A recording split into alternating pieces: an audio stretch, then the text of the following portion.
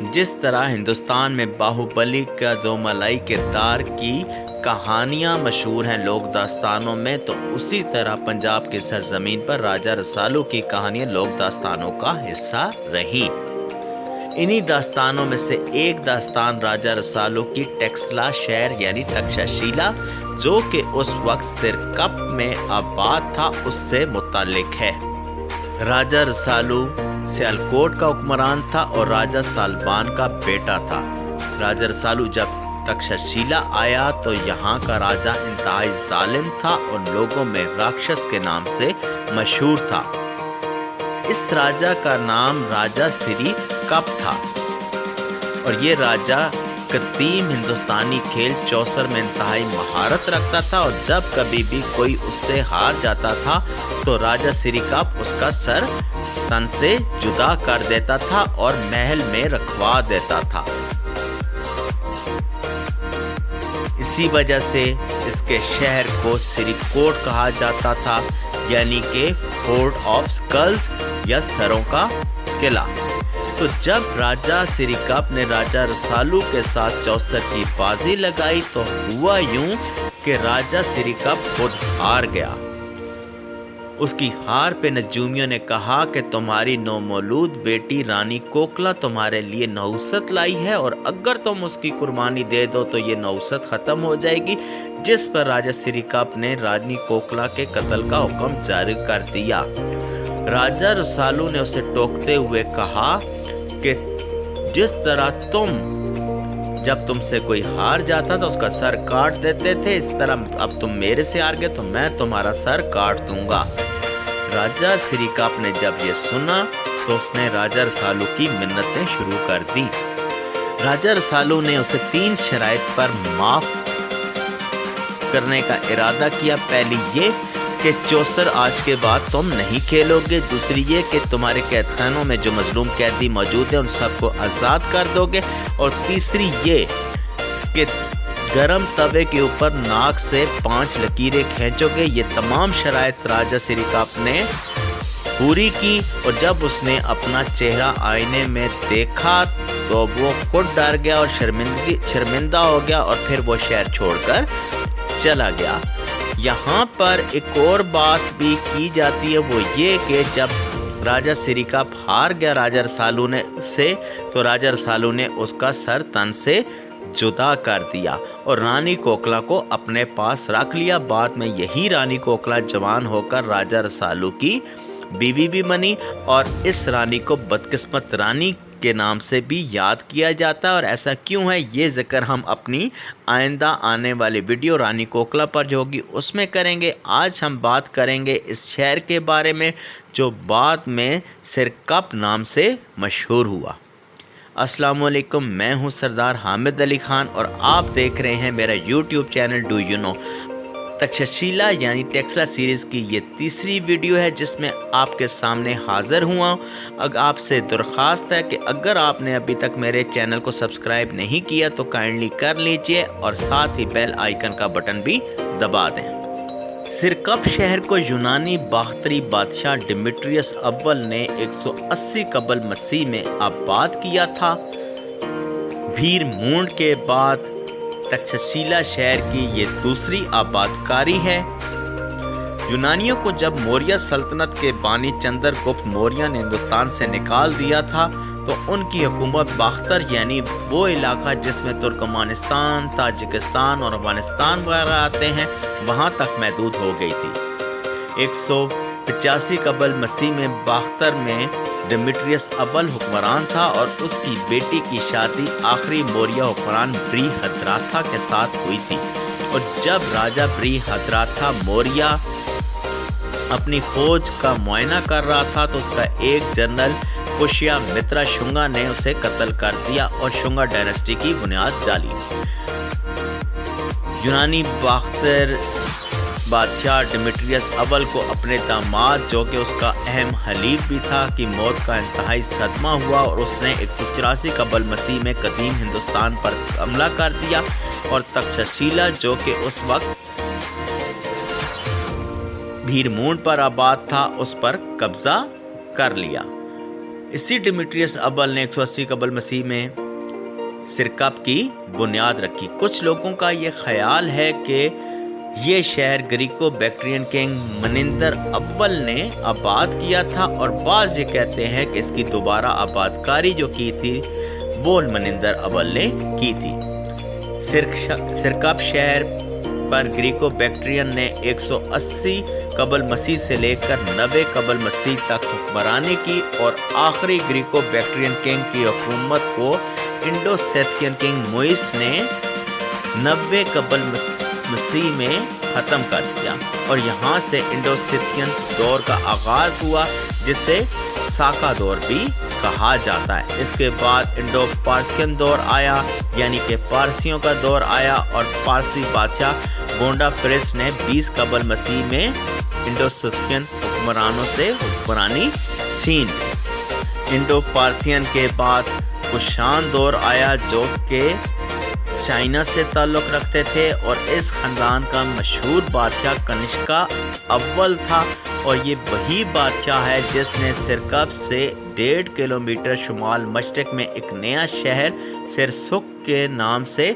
आबाद किया, जिसके आबाद होने के बाद सिरकप शहर अपनी अहमियत खोता चला गया और आज खंडरात की सूरत में मौजूद है।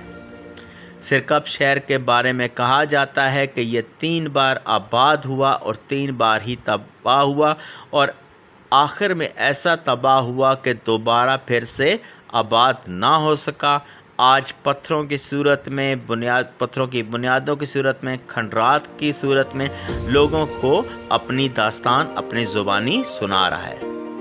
एक यूनानी फ़लसफ़ी एपोलोनियस जो तियाना शहर से ताल्लुक़ रखता था, वो 1ली सदी ईस्वी में सिरकप शहर आया। उसने अपनी तहरीरों में कहा कि टेक्सला इतना ही बड़ा है जितना कि इराक़ का शहर निनवा, और ये यूनानी शहरों की तरह फसील के अंदर वाक़या है। इसकी तंग गलियां यूनानी शहर एथेंस की तरह बनी हुई हैं, और घर इस तरीके से बनाए गए हैं कि अगर आप बाहर से देखें तो आपको ये एक मंजिला लगेंगे, और जब आप इनके अंदर जाएंगे तो आपको तहखाना भी मिलेगा, और उसमें उतने ही कमरे होंगे जितने के ऊपर हैं। सिरकप शहर की खुदाई मुख्तलिफ हिस्सों में की गई, और अब तक शहर का 1/8 हिस्से की ही खुदाई मुमकिन हो सकी है। पहली दफ़ा सर जॉन मार्शल ने 1912 से 1930 तक, फिर 1944 से 1945 में दूसरी खुदाई की सर मोर्टिमर व्हीलर ने। इन खुदाइयों के नतीजे में सिरकप शहर की 7 सतहें यानी स्ट्राटम शनाख्त हुए, जो कि 18 और 23 फुट की गहराई तक है, और 400 सालों की आबादकारी को जाहिर करते हैं। खुदाई में सिरकप शहर से अरामिक ज़ुबान में तहरीर अशोका की तख्ती बरामद होने के साथ साथ सिक्के, ज़ेवरात, टॉयलेट्रीज और घरेलू इस्तेमाल की चीज़ें बरामद हुईं। इन मिलने वाली चीज़ों से मगरबी एशिया और मेडिटेरेनियन रीजन्स के साथ सकाफती ताल्लुक़ ज़ाहिर होता है। ये तमाम चीज़ें अब टेक्सला म्यूज़ियम के अंदर महफूज हैं। सिरकप शहर जैसे कि पहले बताया जा चुका है, इसके इर्द गिर्द एक फसील थी और उसके अंदर ये मौजूद था। ये फसील जो थी तकरीबन 6 किलोमीटर लंबी थी। इसमें गार्ड का एक कमरा भी इसमें शामिल था और साथ ही शहर का दाखिली दरवाज़ा भी शामिल था। इस फसील की मोटाई जो है वो 4.5 मीटर बाज़ जगहों पर और बाज़ जगहों पर 6.5 मीटर थी। गर्ज ये कि सिरकप शहर इंतहाई मजबूत फसील के अंदर वाक़ा था। इस दीवार के आसार आज भी मौजूद हैं और आने वालों को बरताए हालत में मुब्तला कर रहे हैं। इस फसील का अंदरूनी हिस्सा में मिट्टी का मलबा मौजूद है, जबकि बाहर का हिस्सा दोनों अतराफ में चूने के सख्त पत्थर को खंजूर पत्थर के साथ मिलाकर बनाया गया है। दीवारों के अंदर छोटे छोटे पत्थरों का भी इस्तेमाल किया और उस इस्तेमाल की वजह यह थी कि जब ज़लज़ले आते थे तो ये शहर तबाह हो जाता था, तो छोटे पत्थरों के इस्तेमाल की वजह से ये शॉक ऑब्जर्वर बन गया اور اس کے اندر صلاحیت پیدا ہو گئی کہ زلزلوں کو برداشت کر سکے۔ سرکپ شہر کے آغاز میں جیسے ہی آپ سیڑھیاں چڑھ کر اوپر جاتے ہیں تو آپ کے سامنے سرکپ شہر کا مرکزی دروازہ موجود ہے، جبکہ آپ کے دائیں اور بائیں دونوں جانب شہر کی فصیل ہے جس کا پہلے ذکر کیا جا چکا ہے۔ مرکزی دروازے سے داخل ہو تو آپ کے دائیں جانب گارڈ کا کمرہ بنا ہوا ہے، جبکہ اس کے بالکل مد مقابل داخلی دروازے کے بائیں جانب ایک کنواں موجود ہے۔ اس کنویں کی موجودگی آپ کو انتہائی خوشگوار حیرت میں مبتلا کر دیتی ہے۔ زمانہ قدیم میں آپ سوچئے جب کوئی قافلہ یا مسافر اس شہر میں آتا ہوگا تو اس کی پہلی طلب پانی ہوگا۔ کنویں کی مرکزی دروازے پر موجودگی ایک بہترین دماغ کی اختراع ہے۔ سیکیورٹی چیک پوسٹ سے اگر کسی کو واپس بھیجنا مقصود ہو تو شہر میں داخلے بغیر وہ پانی پی کے جا سکتا ہے۔ مسافروں کی سہولت کے ساتھ ساتھ شہر کی تحفظ بھی اس سوچ کے پیچھے کار فرما تھا۔ گارڈ کے کمرے اور کنویں کے درمیان مرکزی شاہراہ ہے جس کی لمبائی 600 میٹر اور چوڑائی 4 میٹر ہے اور یہ شمالاً جنوباً واقع ہے۔ اس شہر میں 11 گلیاں ہیں جن میں سے 6 گلیاں ایسی ہیں جو کہ مشرق اور مغرب دونوں اطراف میں موجود ہیں۔ مرکزی شاہراہ کا شہر کے داخلی دروازے سے آغاز ہوتا ہے اور شاہی محل تک چلا جاتا ہے۔ اس مرکزی شاہراہ پر دونوں اطراف میں دکانیں ہیں جو کہ سنگل سٹوری ہوا کرتی تھی۔ یہ ایک مکمل بازار تھا۔ یہاں پر جو سب سے اہم دکان ہے وہ ایک سونار کی ہے، جس کی دکان کے دروازے پر پتھر کی ایک بڑی سل آج بھی موجود ہے، جس میں وہ اس وقت نہ صرف سونا اور چاندی پگھلاتا تھا بلکہ سانچے بھی بنے ہوئے ہیں جس پر وہ مختلف زیورات تیار کرتا تھا۔ ان دکانوں کے عقب میں عام لوگوں کے گھر ہیں جو کہ باہر سے تو سنگل سٹوری نظر آتے ہیں جیسا پہلے بتایا جا سکتا ہے، جبکہ اندر جانے پر معلوم ہوتا ہے کہ ان کے تہخانے بھی موجود ہیں۔ دکانوں کا ایک جو راستہ ہے وہ دکانوں کے پچھلی طرف بھی موجود ہوتا ہے جس کے دکانوں کے اندر داخل ہوا جا سکتا تھا۔ اس شہر یعنی سرکپ کو سیکولر سٹی بھی کہا جاتا ہے اور اس کی وجہ اس شہر میں موجود مختلف مذاہب کے 9 عبادت خانے ہیں۔ ان میں سے 3 رہائشی گھروں میں موجود ہیں جبکہ باقی مرکزی شاہراہ کے دونوں اطراف میں واقع ہیں۔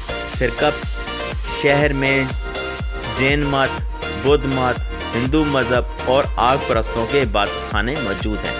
ان عبادت خانوں میں سب سے بڑی تعداد بدھ مت مذہب سے ہے، جبکہ سب سے بڑا عبادت خانہ بھی بدھ مت مذہب سے تعلق رکھتا ہے اور اس کو گول مندر کہا جاتا ہے۔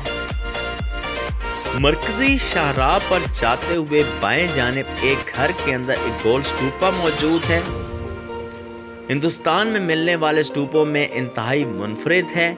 اس کے بارے میں آرکیالوجسٹ کا خیال ہے کہ یہ اپنی اصل جگہ پر نہیں ہے بلکہ زلزلے کی وجہ سے اسٹوپا یہاں پر آ گرا اور پہلی صدی عیسوی میں جب شہر کی دوبارہ تعمیر ہوئی تو اس کے گرد 4 دیواری بنا دی گئی۔ اس اسٹوپا سے تھوڑا سا آگے جائیں تو بائیں جانب بھی ایک بورڈ لگا ملے گا جس کے اوپر یہ تحریر ہے کہ گول مندر۔ یہ سرکپ شہر کا سب سے بڑی عبادت خانے کے طور پر موجود ہے اور یہ تقریباً مکمل طور پر 4 دیواری میں گھیری ہوئی عمارت ہے۔ اس کی لمبائی مشرق میں سے مغرب 70 میٹر جبکہ شمال سے جنوب 40 میٹر ہے اور اس کا کل رقبہ جو بنتا ہے یہ 10 مرلے سے زیادہ پر بنی ہوئی ہے۔ اس کے درمیان میں ایک لمبا مستطیل پلیٹ فارم موجود ہے جس کا مشرقی کونا نیم گولائی میں ہے۔ اس گولائی کی وجہ سے اسے گول مندر کہا جاتا ہے۔ اس میں کمرے بھی بنے ہوئے ہیں جو کہ بدھ راہبوں کے استعمال میں ہوتے تھے۔ جب 30 قبل مسیح میں سرکپ شہر زلزلے میں تباہ ہوا تو دوبارہ تعمیر میں اس مندر میں بھی توسیع کی گئی۔ اس مقام پر سے الیگزینڈر کننگھم کو بہت سے ایسے شواہد ملے تھے جن سے پتہ چلتا تھا کہ یہ مندر جو ہے یہ ہر خاص و عام کے لیے تھا۔ اس عبادت گاہ سے تھوڑا سا آگے جائیں تو راستے میں آپ کے بائیں جانب ایک اور عبادت گاہ آتی ہے جو کہ سرکپ شہر کی پہچان بھی ہے۔ इससे डबल हेडेड ईगल स्टूपा यानी 2 सरों वाले उकाब वाला स्टूपा कहते हैं। ये एक बड़े अहाते में वाक़या है जिस तक मरकज़ी शाहराह से सीढ़ियाँ चढ़कर जाया जाता है। इस इबादतगाह में चकोर खंजूर के पत्थर इस्तेमाल हुए हैं, जबकि चारों अतराफ को खूबसूरती के साथ प्लास्टर से सजाया गया है। इसमें नज़र आने वाले सतून यूनानी तर्ज के हैं। दरमियानी मेहराब में एक यूनानी मंदिर दिखाया गया है, जबकि बाहर वाली मेहराब में हिंदू तर्ज का एक मंदिर नज़र आ रहा है। इनके ऊपर 2 सर वाला उकाब बनाया गया है। इस उकाब की ख़ास बात यह है कि बाबुल की तहजीब में इसका इस्तेमाल होता था, इसलिए आर्कियोलॉजिस्ट का ख्याल है कि वहाँ से साका ख़ानदान यानी इंडो-सिथियन जो हैं वो अपने साथ लेकर यहाँ पर आए। ये डबल हेडेड ईगल स्टूपा जो है इंडो पार्थियन बादशाह गोंडाफिरस ने तामीर कराया था और इस पर मिलने वाले निशानात की वजह से भी शहर को आर्कियोलॉजिस्ट ने सेकुलर शहर कहा है। इसी शहर पर दाएं जानिब मंती स्टूपा भी मौजूद है, जबकि सन डायल टेम्पल भी सियाहों को अपनी तरफ मुतवज्जो कर रहा है। सन डायल टेम्पल भी इंडो पार्थियन बादशाह गोंडाफिरस ने तामीर कराया था और इसके बारे में आर्कियोलॉजिस्ट का कहना है कि ये ज़रतश्त मज़हब से ताल्लुक़ रखता है, जो कि उस वक्त के हुक्मरानों का मज़हब भी था। हिंदुस्तान में आज भी पारसी आबादी मौजूद है। इस मंदिर की एक और ख़ास बात यह है कि इसके 8 खाने बने हुए हैं और हर खाना 3 हिस्सों में तकसीम है। इन खानों को घड़ी की तरह 24 घंटों में तकसीम किया गया था। कभी इस मंदिर के दरमियान में एक मीनार मौजूद होता था और जब सूरज की रोशनी से इन खानों में मीनार का साया पड़ता था तो इससे वक्त का अंदाज़ा लगाया जाता था। मरकज़ी शाहराह पर बाएं जाने भी जैन मत का मंदिर भी आता है। इस शाहराह के बिल्कुल आखिर में बाएं जानिब एक तख्ती लगी हुई है जिसके ऊपर लिखा हुआ है पैलेस, जबकि इसी पैलेस के बारे में है कि हज़रत ईसा अलैहिस्सलाम के एक हवारी सेंट थॉमस जो थे वो तबलीग के लिए यहाँ पर आए और उस वक़्त गोंडाफिरस चहारुम की यहाँ पर हुकूमत होती थी। वो यहाँ पर कुछ अरसा ठहरे भी है। इस पूरे शहर के अंदर जा बजा तारीख़ बिखरी हुई है और आने वालों को अपने माजी से रोशनास करा रही है। अपनी सकाफ़त के बारे में जानना बहुत ज़रूरी है। ये हमारी सकाफ़त का हिस्सा है, ये इस इलाके की पहचान है। ताहम यहाँ पर जो मौजूद पत्थर हैं वो अपनी कहानी अपनी ज़ुबानी आने वालों को सुना रहे हैं और बाइस से इबरत भी हैं। आपसे मिलते हैं हम आइंदा वीडियो में, तब तक आपसे इजाज़त।